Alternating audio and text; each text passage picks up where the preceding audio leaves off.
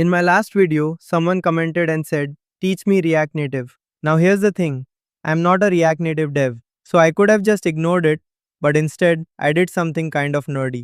I spent the week testing every free course, every doc, every YouTube tutorial I could find, just to figure out which ones actually work. And honestly, one of them surprised me. So quick catch up in case you've never heard of it.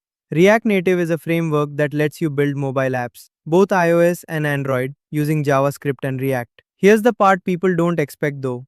You don't write two separate apps. One code base runs on both platforms. That's kind of the whole magic trick. And it's not some hobby framework either. Instagram, Discord, Shopify all run on it. So yeah, it's the real deal. Alright, let's get into it. Where do you actually learn this? For free. First one, Expo. And here's a tip that'll save you hours. Don't even touch Xcode or Android Studio right away. Expo skips all of that. You just build and preview your app instantly. Their docs are actually beginner friendly, which, let's be honest, almost never happens with documentation. Second, there's this tool called Expo Snack. It's basically a playground right in your browser. You write code and boom, the app updates live. No installs, no setup.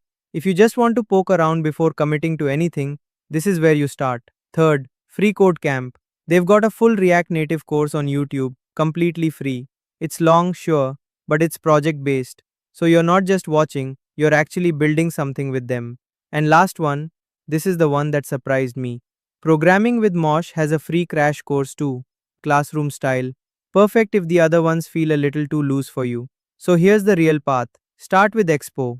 Mess around in Expo Snack. Then, pick one course and actually stick with it. Don't jump between 5 different tutorials. That's the single biggest mistake beginners make. If this helped you out, drop a like and let me know in the comments what you want me to go research.